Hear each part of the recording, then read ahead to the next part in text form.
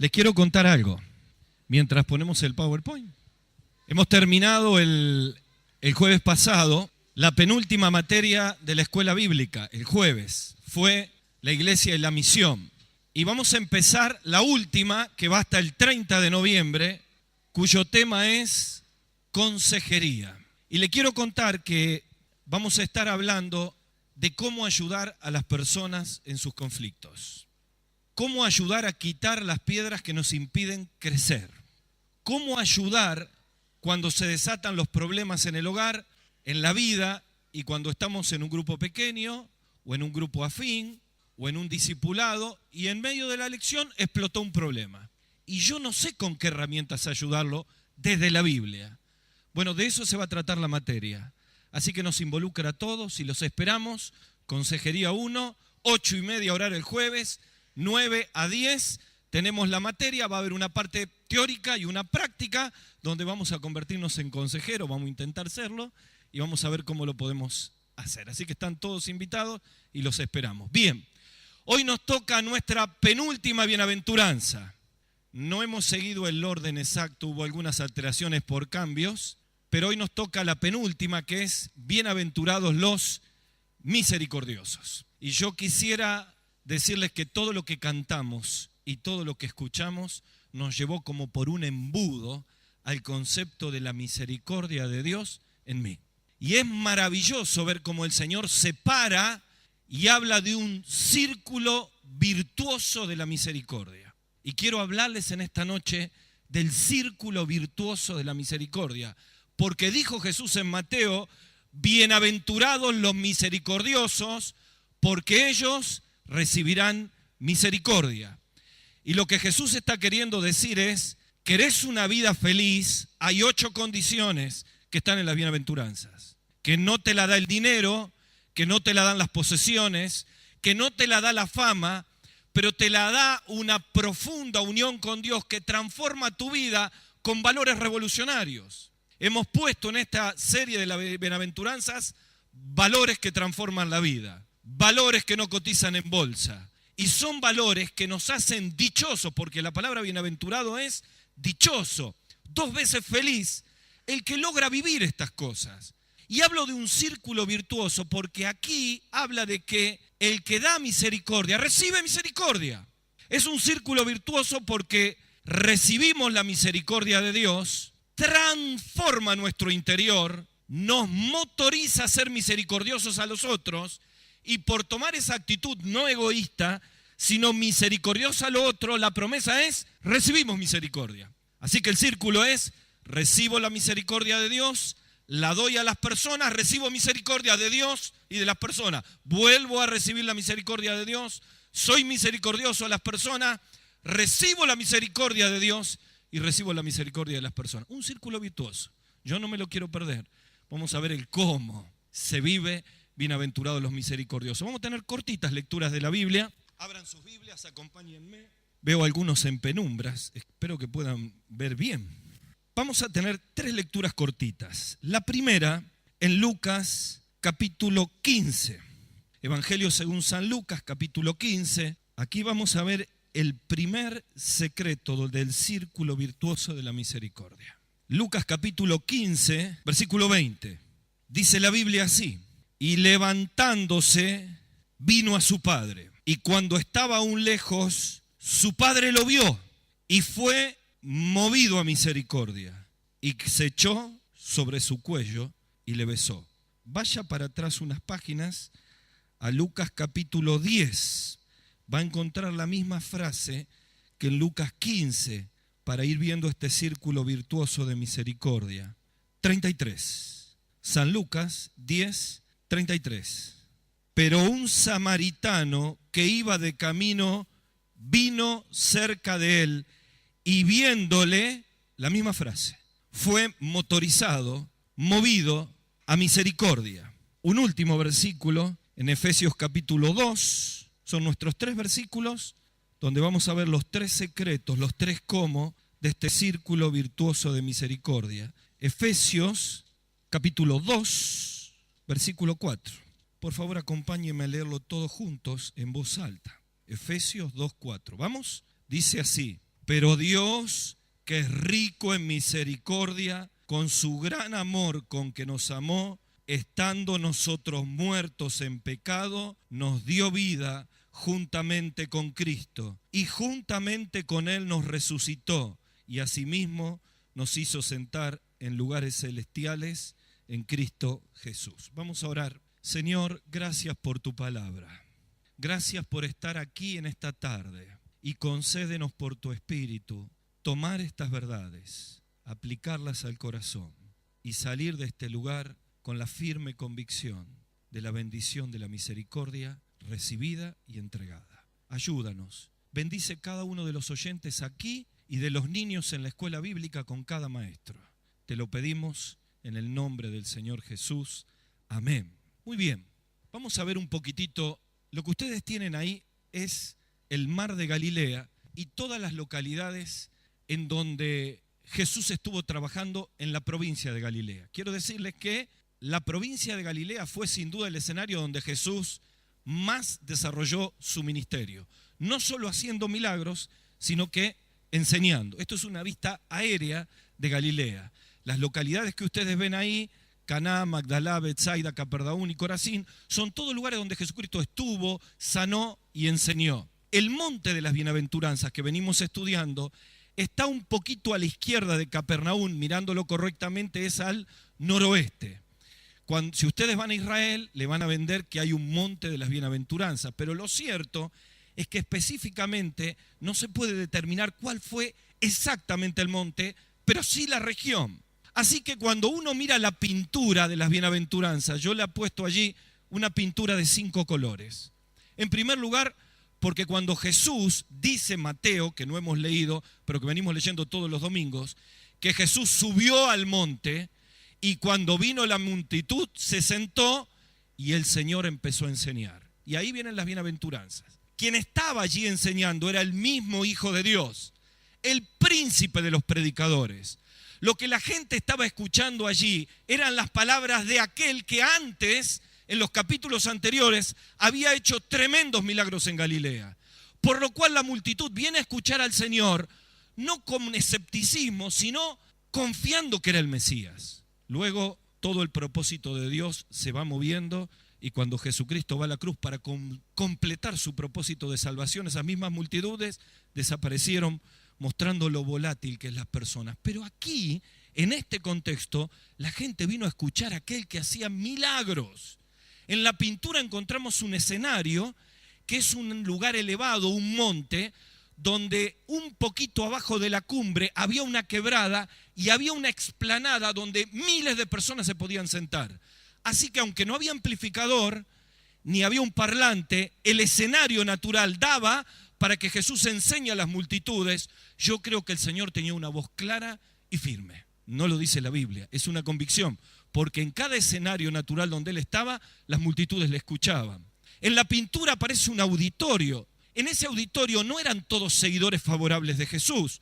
De hecho, cuando Él da el sermón del monte, en algún momento las preguntas vienen de parte de los escribas y los fariseos, que eran judíos que buscaban prenderle, que querían saber de dónde para ellos loco, hablaba de que era el Hijo de Dios y el Mesías, pero también había una multitud de personas impactadas y sobre todo sus discípulos, que son contrastados con un mensaje contracultural, totalmente fuera de contexto a lo que era el escenario y la filosofía de pensamiento de aquel tiempo. También había un mensaje. ¿Y cuál era el mensaje de Jesús? Oíste que fue dicho, mas yo os digo. Oíste que fue dicho ojo por ojo, la ley de la retribución. Pero yo les digo, amen a sus enemigos. Y de pronto Jesús viene con un mensaje que es una contracultura a todo lo que ellos habían podido escuchar. Algunos de nosotros creemos que los judíos en los tiempos de Jesús podían leer todos la ley. Miren, la verdad, muy pocos podían leer la ley. No tenían acceso en sus casas a la ley. Para escuchar la ley tenían que ir a la sinagoga. La mayoría de la gente que escuchó a Jesús, lo que podían decir del ojo por ojo era porque lo habían escuchado, no porque lo habían podido leer. Así que cuando Jesús comienza a hablarles de estas cosas, ellos empiezan a sentir que hay un discurso diferente a los que todos los religiosos y la gente pensaba en aquel momento. Ahora era un discurso humanamente imposible de cumplir. Amen a los enemigos. Si te dan una cachetada, poné la otra mejilla. Si te obliga un romano a caminar una milla con la bronca que te da eso, por tu propia voluntad camina una segunda milla. Señor, ¿cómo se vive esto? Porque yo no estoy dispuesto a hacerlo. Y este mensaje choca en una contracultura tremenda. ¿Y qué tenemos allí? Un contraste. Miren, cuando uno estudia las bienaventuranzas, el contraste lo tenemos también en esta Argentina del siglo XXI. ¿Sabe que cuando Pablo escribe a Timoteo en el capítulo 3 de la segunda carta, él dice que en el tiempo final vendrán hombres, escuche, amadores de sí mismos, vanagloriosos, soberbios? Me parece que están hablando de nuestros dirigentes, me parece que están hablando de la manera de pensar de la mayoría de nosotros. Vivimos en una cultura donde hablar de misericordia al otro, podemos hablar un poquito de solidaridad, ser solidarios, las publicidades, pero misericordiosos. No, primero yo, segundo yo y último yo. Y por eso tenemos los problemas que tenemos en casa. Y por eso tenemos los conflictos que tenemos con nuestros hijos. Y por eso nos cuesta tanto obedecer al Señor. Viene Cristo y en una contracultura, bienaventurados los misericordiosos, porque ellos alcanzarán misericordia. Saben, la palabra misericordia viene de una palabra latín compuesta, misere y cardio. Misere es miseria y cardio es corazón. Lo que significa misericordia es un corazón que se vuelca ante la miseria humana. Dios es el ejemplo supremo en misericordia.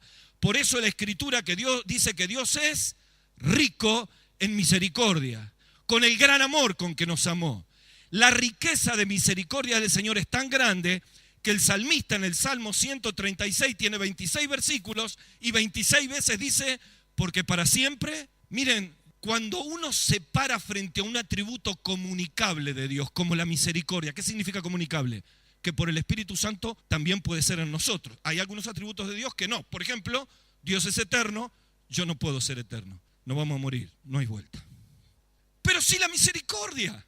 La misericordia es un atributo comunicable, así que cuando Cristo viene en nuestra vida, perdona nuestros pecados, el Espíritu Santo viene en nosotros, hay una fuerza sobrenatural, contracultural, que nos permite ser misericordiosos, aunque naturalmente no podemos serlo. Así que cuando uno mira todas estas cosas y ve a Jesús parado y hablando de misericordia, yo veo aquí 3 secretos bien sencillos. El primero, el motor de la misericordia, que es Dios. Lo hemos leído en Lucas 15, 20 y ahora vamos a hacer una referencia práctica con un videíto. En segundo lugar, la misión de la misericordia, que es el prójimo. Lo hemos visto en Lucas 10, leímos un solo versículo, pero ahí es la parábola del buen samaritano. Como en el primer caso leímos la parábola del hijo pródigo.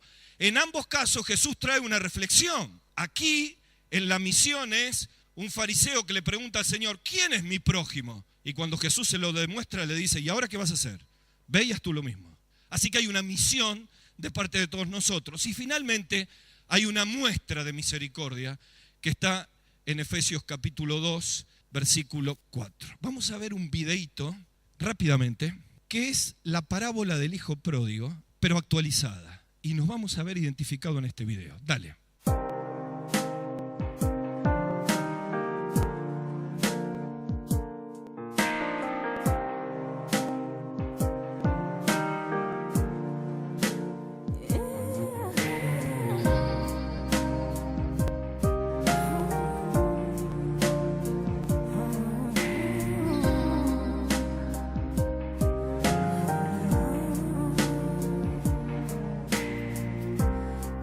Separando despacio de todos y nadie tu presencia extrañó y te dolió y luego te sentiste tan lejos de casa que decidiste no volver y fuiste presa fácil de tus enemigos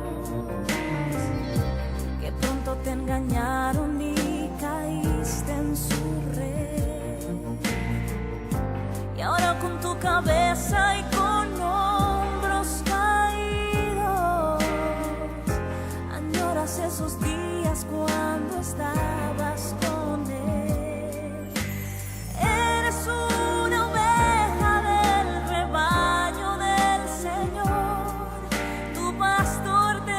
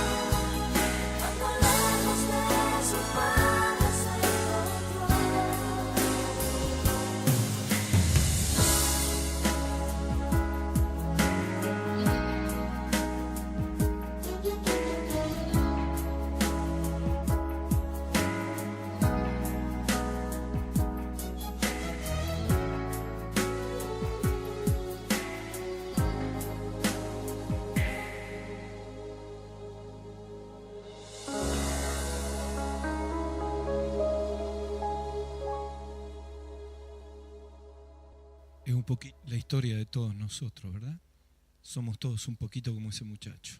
Cuando Jesús enseñó esta parábola junto con dos parábolas más, la moneda perdida, ¿recuerdan? El hijo pródigo y la oveja perdida. Los fariseos y los escribas de la ley estaban tratando de preguntarle por cuestiones religiosas y no entendían nada de lo que Jesús hablaba. Cuando él relata la parábola del hijo pródigo, siempre hemos puesto el acento en el hijo que vuelve. Pero ¿saben la verdad? El acento no está en el hijo que vuelve.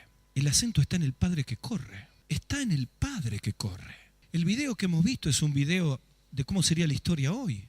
Pero aquel padre, dice la Escritura, que fue movido y corrió a buscar a su hijo. Y este es el primer punto a entender en esta noche. Lo que ese papá hizo es lo que Dios hizo con nosotros. Armamos la vida sin Él, le fallamos con pecados, hacemos de nuestra vida cosas que desagradan a Dios, decidimos vivir independiente de Él, manejar nuestra vida y ponerle un freno a Dios. Y cuando comemos la miseria del fracaso, y me incluyo en el grupo, estoy hablando en primera persona en plural, comemos el polvo del fracaso, necesitamos verlo a Dios correr hacia nosotros. Y es allí donde yo puedo ver que hay un motor misericordioso de Dios a mi propia miseria. Si yo no puedo ver esto en esta noche, nunca, jamás voy a tener compasión por el que sufre. Nunca. La visión correcta de la compasión de Dios en mí motoriza milagrosamente por el poder del Espíritu Santo ser misericordioso a otro. Por eso Pedro dice que el que olvida la purificación de sus antiguos pecados tiene la vista corta. Es decir, si no puedo recordar de dónde salí, si no puedo pensar la historia de mi vida, si quiero borrar todo atrás, sé que Cristo perdonó mis pecados, sé que ya no hay culpa, pero recordá que Dios corrió a buscarte.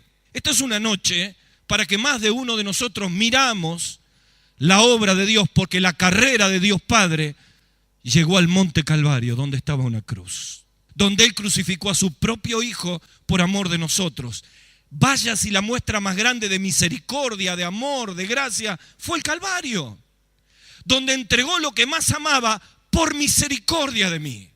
El corazón de Dios fue entregado en el mismo Calvario por mi propia miseria. Claro, cuando uno no está bien con el Señor, cuando el ruido de este mundo, los problemas, el materialismo y tantas cosas nos quitan la visión de Dios, automáticamente volvemos como los fariseos y los escribas a hablarle de la ley de la retribución.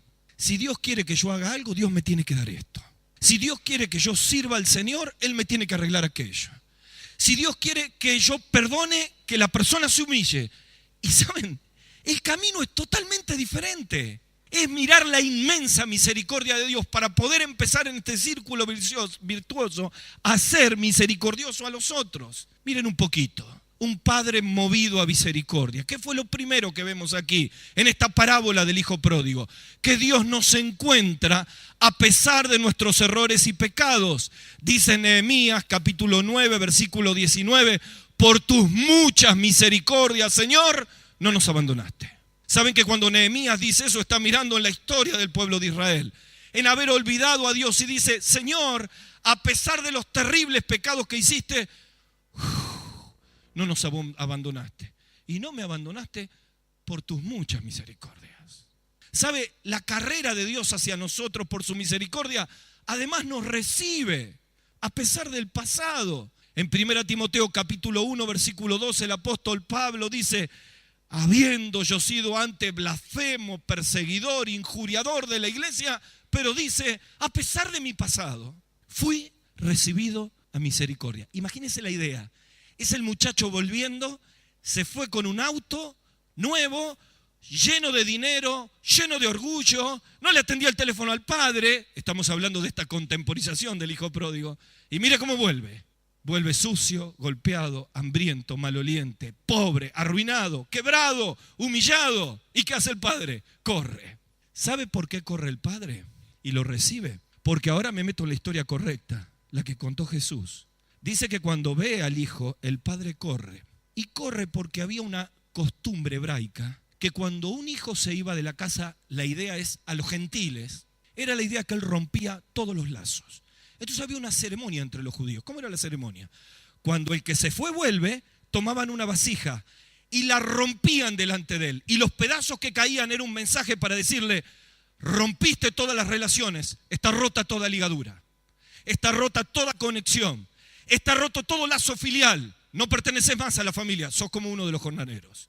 Como iba a ocurrir esto, el padre se apura para que no ocurra y lo recibe y lo abraza. Es lo que Dios ha hecho conmigo. Nos ha recibido a pesar de los errores de la vida. Esa es la misericordia de Dios. Es el motor que nos mueve a salir del egoísmo. El Padre que corre nos consuela a pesar de nuestras rebeldías. Pablo escribe en 2 Corintios, capítulo 1, versículo 3, que Dios es Padre de misericordias y Dios de toda consolación. Y está hablando de las aflicciones de la vida. Y está hablando de las pruebas de la vida. Y dígame la verdad, cuando golpea la enfermedad, que no la entiendo. Cuando llega la pérdida, que no acepto. Cuando viene la prueba que me golpea, la reacción más práctica nuestra, ¿cuál es? Nos rebelamos o no nos rebelamos. Es todo un proceso, ¿no? Primero nos rebelamos, no aceptamos, después asimilamos, después entendemos y después pedimos ayuda a Dios. Y ahí aparece el Dios que nos consuela en todas nuestras aflicciones, porque es Padre de misericordia y Dios de toda consolación. Cuando el Padre viene corriendo al Hijo, vemos un Padre que nos sostiene a pesar de nuestras rebeldías. Allí no se cayó, no pude cambiar, es a pesar de las debilidades. Si no se repite la frase. Dice Salmo 94, 18, cuando yo decía mi pie resbala, tu misericordia, oh Dios, me sustentaba. Dios, el motor de la misericordia. ¿Saben qué tenemos que hacer en esta noche? Volver a sentir la misericordia de Dios en nosotros. ¿Sabe qué tenemos que hacer en esta noche? Traer todos nuestros egoísmos, nuestras broncas, nuestra lejanía y ver a Dios correr a nuestra miseria en la cruz. ¿Por qué Jesús instituyó la mesa del Señor? Para memoria de su misericordia y de su gracia. Porque si hoy puedes ver la misericordia de Dios en tu vida, el Espíritu Santo de Dios va a obrar sobrenaturalmente en tu vida para que se active ese círculo virtuoso, que comienza en la misericordia de un padre que corre, pero que tiene un segundo peldaño y que tiene que ver con una misión, la misericordia hacia el prójimo. Y aquí entramos en la otra parábola, la del buen samaritano, que solo leímos un versículo. Allí viene un escriba y le pregunta al Señor, Señor, ¿qué tengo que hacer para heredar la vida eterna? Y el Señor Jesucristo comienza a hablar con él y dice, ama a Dios con todo tu corazón y a tu prójimo como a ti mismo, como resumiendo toda la ley. Y inmediatamente después, él empieza a relatar ante la pregunta de este judío.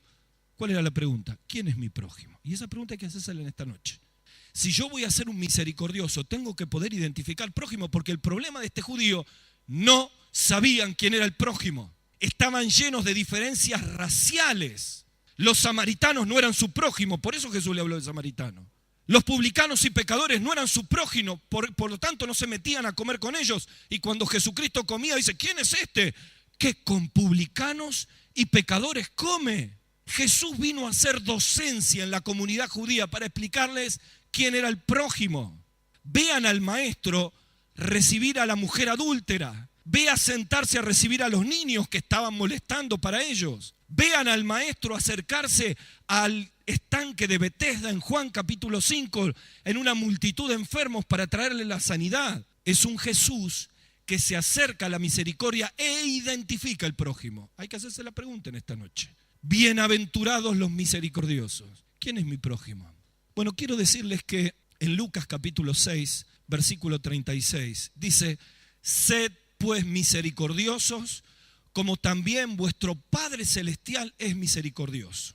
Cuando usted encuentra en la Biblia el imperativo de sed, no es una invitación, es un mandamiento. Por ejemplo, con santidad es exactamente igual. Dice Pablo a los tesalonicenses que la voluntad de Dios es nuestra santificación, y Pedro dice, sed vosotros santos en toda vuestra manera de vivir, porque el que os llamó es santo. Resumen, ¿por qué Dios me da mandamientos? Porque la Biblia dice que los mandamientos de Dios no son gravosos. Porque los mandamientos de Dios son sanitarios para la vida. Cuando en la Biblia usted encuentra un mandamiento, tiene que resaltarlo, pasarle lápiz y empezar a pensar si lo está cumpliendo o no. Si no lo estamos cumpliendo, empiece a buscar en todos los fracasos de su vida y se va a dar cuenta que hay mandamientos que no hemos cumplido. Pero cuando lo cumplimos, La bendición de Dios está asegurada porque la obediencia trae bendición. Aquí dice Lucas, sean misericordiosos, enfóquense al prójimo, porque esa es la verdadera vida cristiana. A ver, mis queridos, si yo vengo solamente a la iglesia para recibir, a ver, mis amados, si solo vengo a la iglesia para que la gente me dé lo que yo necesito, a ver, mis queridos hermanos, si yo vengo a la iglesia solamente con los brazos abiertos para recibir, pero no para dar, no entendí lo que es la vida cristiana. Y cuando uno no entiende este principio, se convierte en un religioso. El religioso estaba para que se cumplan los preceptos de la ley, pero no podían identificar al prójimo. Y aquí aparece la misión. La segunda etapa de ese círculo virtuoso, ¿cuál es? Bienaventurados los misericordiosos, porque ellos recibirán misericordia. Los que ejercitan, los que son movilizados, los que se compadecen de la miseria. Y entonces yo choco con una realidad. La verdad, esta semana no fui misericordioso con nadie. La verdad, esta semana me miré el ombligo toda la semana. La verdad, esta semana no movilizó. Y entonces hay que empezar a hurgar si tenemos tanto de nuestro yo y de nuestro orgullo que no nos permite ver el Dios que me dice, sean misericordiosos, no se pierdan la bendición. Y entonces vamos sin escalas. ¿A dónde tenemos que ser misericordiosos? Vuelvo a la vasija que se rompe. Vuelve a las relaciones que se rompen. ¿Saben cuál es el primer lugar donde hay que ser misericordioso? En casa. Señores padres, con un hijo que se equivoca hay que ser misericordioso, como nuestro Padre Celestial lo fue con nosotros. Con una hija que se equivoca, porque no se olvide que también fuimos jóvenes y nos equivocamos nosotros también. Con un esposo que se equivoca y que necesita perdón como Cristo nos perdonó a nosotros. Con una esposa que se equivoca. Necesitamos ser misericordiosos como Dios fue con nosotros. Sean misericordiosos en casa. Yo pienso, ¿qué pensaba la familia de Simón el fariseo cuando Jesús se detiene a la mujer que irrumpe en la casa y ellos solo murmuraran, si supiera quién es esta mujer, si supiera? No podían ser movidos porque no la identificaban como el prójimo. ¿Qué cosa, no? ¿Por qué un samaritano y no un judío? Una buena pregunta, ¿no? Porque el auditorio que escuchaba la parábola del buen samaritano eran judíos. Y Jesús hace que pasa el levita, que pasa el sacerdote y no identificaron al samaritano porque judíos y samaritanos, Juan capítulo 4, no se trataban entre sí. Ahora, ¿por qué no pone otro personaje? Si la parábola era una historia, ¿por qué no habló de otro judío? Porque le está poniendo un samaritano, el cual ellos no identificaban. Vaya, increíble. El que ellos no identificaban como prójimo es el que tiene misericordia por un judío. El que ellos despreciaban es el misericordioso. La falta de identificación, ¿quién es mi prójimo? El que tengo al lado. Necesitaremos tomar una decisión con el poder del Espíritu Santo y el quebrantamiento que hace la palabra de volver a practicar misericordia en el seno de nuestro hogar. Menos críticas, menos juicios, menos palabras hirientes, menos agresiones y más misericordia, porque cuando el profeta Samuel fue y confrontó a un orgulloso como Saúl, le dijo, mejor es misericordia que sacrificio. Todo lo que hagas en la obra de Dios no vale nada si no sos misericordioso en tu casa. A veces la misericordia significa dar el primer paso para perdonar, dar el primer paso para orar por todos los que están lejos. Se los conté, oramos los martes y los jueves por todos nuestros sobrinos e hijos de pastores e hijos de algunos de ustedes. Están en nuestra lista de oración y oramos por ellos para que Dios tenga misericordia y vuelven al Señor. ¿Se acuerda de la canción? Vuelve a casa hoy, vuelve a casa hoy. Ahora, ¿usted cree que su hijo va a volver si no ve misericordia en su corazón? ¿Por qué volvió ese hijo? Porque en el fondo conocía el carácter de su padre. Y él venía para que se rompa la vasija y ser uno de los jornaleros, pero el padre le mostró que conocía la misericordia de Dios. Necesitamos ser misericordiosos en la familia de la fe. Yo le voy a ser sincero, a mí me parece que somos muy rápidos, estoy hablando en primera persona del plural otra vez, somos muy rápidos para juzgar a otros hermanos y corcoveamos mucho cuando ese juicio viene para nosotros. ¿Cómo actuamos cuando un hermano cae? ¿Sabe cómo hay que actuar? Con misericordia. La misericordia nunca es cubrir el pecado, porque cuando uno cubre el pecado no permite la restauración. Porque la puerta de restauración de alguien que cae, ¿saben cuál es? El arrepentimiento. Porque cuando hay arrepentimiento, viene el perdón. Y cuando hay el perdón, hay restauración. Ahora, si yo cubro y creo que misericordia es cubrir, acá no pasó nada, la persona nunca se restaura y sus errores se repiten una y otra vez. Ahora, una cosa es abrazar con amor y con firmeza y mostrar y confrontar para ayudar, y otra cosa es caer con un juicio terrible. Por eso Pablo escribe en los Gálatas capítulo 6 diciendo: vosotros que sois espirituales. ¿Qué es ser espirituales? Que viven por el Espíritu. Restauren a los que se caen con espíritu de mansedumbre, y agrega, considerándote a ti mismo, como diciendo, vos podés ser el próximo, ¿eh? A ese que está juzgando, a la vuelta de la vida, vos podés estar caído y necesitas que te ayuden. Así que cuando vienen nuestros extraviados, nuestros amados hermanos, que hace mucho que no le vemos, abrácelo. Cuando lo cruza por la calle, salúdelo. Cuando tiene su dato en su celular, mándele un texto, mándele un WhatsApp. Muévase en misericordia como Dios se movió en usted. ¿Dónde más tenemos que mostrar misericordia? Con la gente que se pierde. La pasión por las almas se enciende en el corazón de una persona cuando sabe que el destino final de los impíos, de los que están sin Cristo, es las llamas del infierno. Y como Dios tuvo misericordia para salvarme a mí, no quiero que nadie se pierda.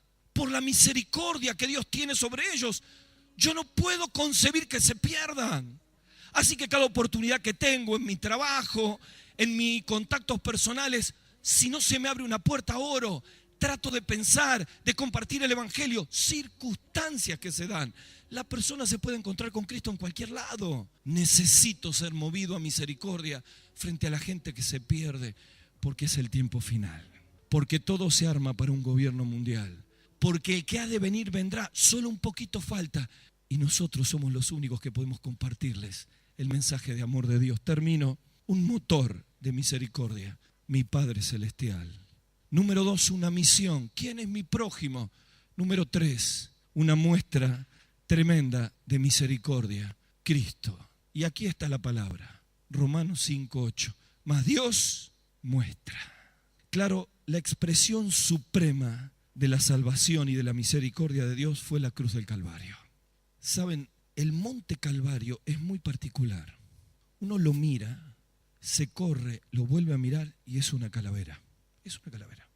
Gira 400 metros y está la tumba. Apenas 1,5 kilómetros, un poquito más, el Monte de los Olivos, donde, quizá menos, donde el Señor se fue al cielo y va a volver. Todo en un escenario tan pequeño. Pero uno queda conmovido de saber de que ahí fue el lugar donde la misericordia de Dios se derramó sin escalas.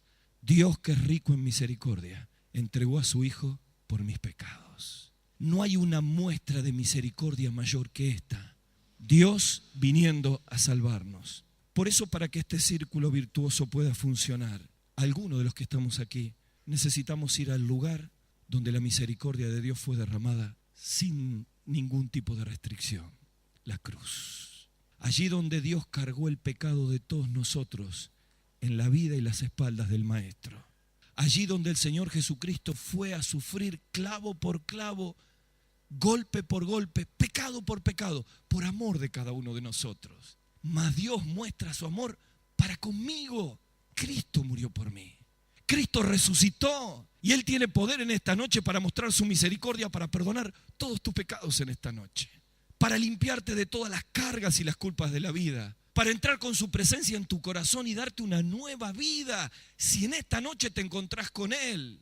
Porque Dios es un Padre de misericordia, que la primer misericordia que quiere hacer en tu vida es salvarte, es entrar en tu corazón. Y tú me dirás, ¿y cómo puedo empezar a vivir ese círculo virtuoso de misericordia? Con la primera decisión, aceptar la misericordia de Dios. El amor de Dios, mirando mi miseria, se debería ir, pero se detiene, pone su mano sobre mí, me dice que me ama y está esperando que yo pueda abrir las puertas de mi corazón y pedirle perdón por todos mis pecados. Por eso quiero terminar con 2 llamados en esta noche. El primero, aquellos que se sintieron identificados con ese video y que necesitan en esta noche escuchar de parte de Dios la frase: vuelve a casa hoy. ¿Estás lejos del Señor? Vuelve a casa hoy. Tenés aquí una carga, un pecado oculto, una traba, un resentimiento, una amargura. Vuelve a casa hoy. Te has enfriado espiritual. Vuelve a casa hoy. Allí está la misericordia de un Dios que te recibe, te ama, te espera, te consuela, te perdona y te da una nueva oportunidad. Es que estoy metido hasta acá en el pecado. Vuelve a casa hoy. Porque si nuestros pecados fueren oscuros, el Señor los puede hacer limpios. Y podemos decir como David en el Salmo 51, Señor, lávame y seré más blanco que la nieve. Vuelve a casa hoy. El Padre te está llamando. Pero tal vez haya alguien que en esta noche por primera vez tiene que abrir su corazón a Jesús, contemplando la misericordia de Dios en la cruz por cada uno de nosotros. Y sienten esta noche el llamado de Dios a venir a recibirle como Salvador. Así que vamos a orar, vamos a inclinar la cabeza y vamos a tener un momento de encuentro con Dios. Bienaventurados los misericordiosos, porque ellos recibirán misericordia. Allí donde estás, quiero invitarte a que tengas un encuentro con Dios. Los que están lejos, decile al Señor, vuelvo, perdóname. Trae a los pies del Señor todas las amarguras de tu vida. Vuelve a casa hoy. Vuelve, que Dios te está esperando. Pero si aquí hay un amigo, una amiga que nunca le ha pedido perdón por sus pecados al Señor, esta es la primera oración que tiene que hacer para recibir la salvación y la misericordia de Dios. Así que yo te voy a ayudar ahí donde estás. Mas Dios muestra su amor para contigo, para conmigo, en que aunque somos pecadores, Cristo vino a salvarnos. Y hoy podés recibirla en tu corazón con esta oración de fe. Ora conmigo en esta noche. Decile al Señor así: Padre nuestro que estás en los cielos. Ora conmigo. Padre nuestro que estás en los cielos. Gracias por tu misericordia. Señor, reconozco que soy pecador y te pido perdón por todos mis pecados. Señor, entra en mi corazón. Señor, sálvame. Dile así: Señor, sálvame. Te lo pido en el nombre del Señor Jesús.